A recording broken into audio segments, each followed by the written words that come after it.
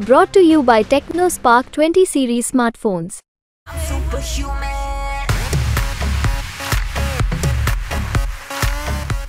Baspa supremo Mayawati के भतीजे और पार्टी के नेशनल कोऑर्डिनेटर आकाश आनंद ने सीतापुर में बीजेपी पर तीखा हमला किया है।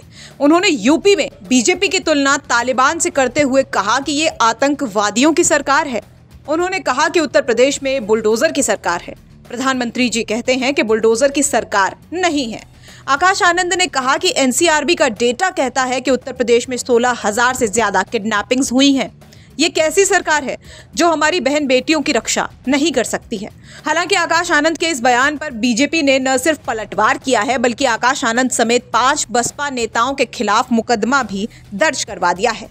जो अपने बच्चों को भूखा रखे, जो सरकार अपनी बहन बेटियों को जो बहन बेटियों पे अत्याचार होने दे, जो अपने युवा साथियों को, युवाओं बच्चों को बेरोजगार रखे, जो अपने बड़े बुजुर्गों को फ्री राशन के नाम पर यहाँ की जनता को गुलाम बनाकर रखे, ऐसी सरकार को आप जानते हैं क्या कहना चाहिए? ऐसा शासनकाल पता है कहां होता है? जहां बच्चे भूखे रहें, जहां बहन बेटियों पे अत्याचार हो, जहां युवा बेरोजगार हो, जहां जनता फ्री राशन के नाम पे गुलाम बना दी जाए। ऐसी सरकार आतंकवादियों की सरकार होती है। ऐसी सरकार तालिबान अफगानिस्तान में चलाता है। साथियों, इन सरकारों ने, भाजपा की सरकार बुलडोजर की सरकार नहीं, यह आतंकवादियों की सरकार है। अपनी आवाम को गुलाम बनाकर रखा है। ऐसी सरकार का समय आ गया है अब खत्म होने का।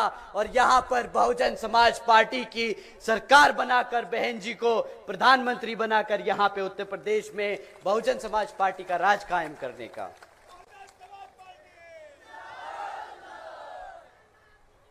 साथियों,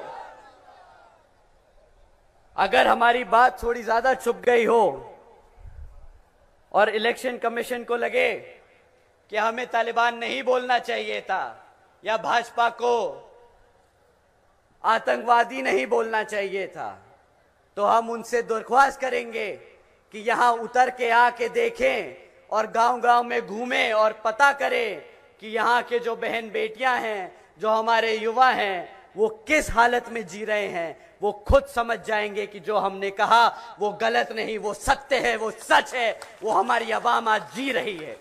बीजेपी ने आकाश आनंद, बसपा प्रत्याशी महेंद्र यादव, श्याम अवस्थी, अक्षय कालरा और विकास राजवंशी के खिलाफ भारतीय दंड संहिता की धारा 171C, 153B, 188, 502 दफा 2 और आरपी एक्ट की धारा 125 के तहत मुकदमा दर्ज करवाया है। बसपा के नेशनल कोऑर्डिनेटर आकाश आनंद ने सीतापुर में बीजेपी के खिलाफ आपत्तिजनक शब्दों का इस्तेमाल किया था।